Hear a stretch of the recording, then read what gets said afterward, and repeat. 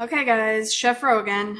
Now we're going to take another pie dough that I did. I did another pie dough that did not have the cheddar cheese in it. You can see this just butters. Now, one thing you really want to make sure of when you're working with pie dough, do you see how I still have chunks of butter in there?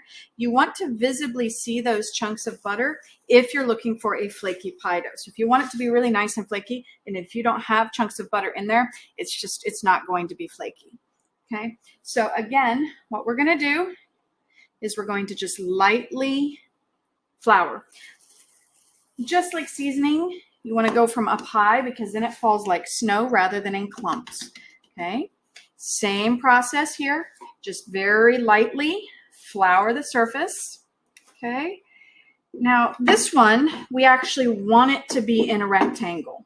Okay, so I'm only going to do the 90-degree turns. I'm not going to bother with that 45 degrees that's in the center, like in a round one, because I want it to be in a rectangle so that I have as minimal of waste as possible. Okay. Again, notice I am not being gentle. Okay. But I'm also not pushing down. I'm pushing across. If you push down, it's going to leave weird divots. Also, notice that I am not jerking across. Okay, if you do that and stop every single time, you'll get weird bumps in the pie crust. So what you want to do is you want to make it in one smooth motion. As I say that, as it sticks. Okay, this one's a little bit wet. I got a little too much water in it, and this is what happens if you get too much water in it. Okay, so you want to make one smooth motion, even if it means going up onto this part of your arms, and then you know where to start coming back the other way. Okay.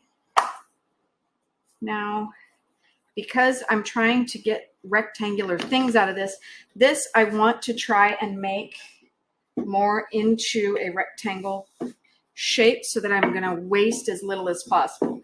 I mean, we all love those pie scraps that you dust with cinnamon and sugar. Don't get me wrong, I do too. But I still want to try and waste as little as possible. Okay, so now I have my dough rolled out. Handy little bench scraper again. Told you guys you use this thing for everything. And we're going to make nice, even lines. Okay.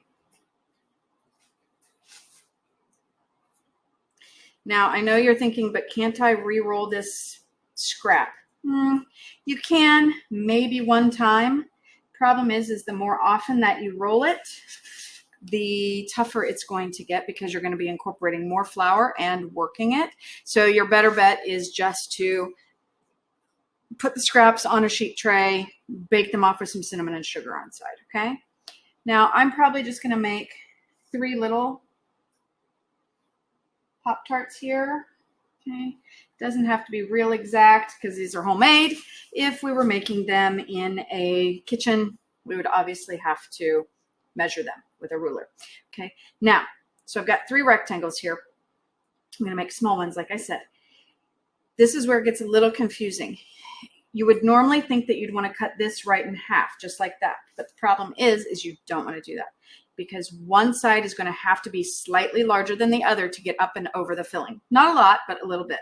So you're actually going to want to cut them about like this. Okay. Then all you're going to have to do, well, is hopefully not tear it like I just did. Patch it up though. Okay. You're going to take your filling. In this case, I did a strawberry rhubarb filling. Okay. Just a little bit of filling here. Okay. And then you can either take egg wash or water. Okay. Run it around the edges, just with your finger is fine. Now we're going to take the one that's slightly larger and we're just going to press it around. And see why we needed it to be that slightly larger so that it goes right over that hump. Now you're going to take the fork, right in there like this. It crimps it, it gives it the correct edges that we're used to seeing, but it also, like I said, it pushes that dough together so that it actually stays together. Now, the one thing that most people don't see, because it's usually hidden under the frosting, is that you do need to make a couple of small slits, because if you don't, the steam won't have anywhere to come out and it will explode. You don't need them to be big, just small little slits like this. Then you can put frosting over them when they come out, so it's no big deal.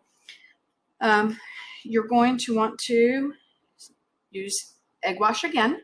Okay, again, this one I'm using a little bit of milk and a little bit of egg white, but if you want to use whole egg, it'll actually make it even browner and more tender. You can even just use egg yolk only instead of the whole egg, and again, more brown, more tender, but without the white it won't be shiny. You can also, instead of milk, use water. Just again, not quite as brown, not quite as tender. But take these, you're going to do the same thing that you would do with that apple pie, where you're going to want to put it in the refrigerator to get cold again before you put it into the oven, and then you've got a Pop-Tart.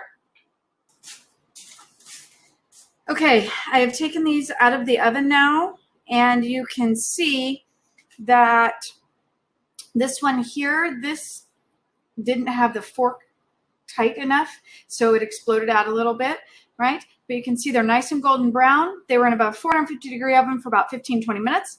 This is when they're ready to go. Now you can frost them and eat them.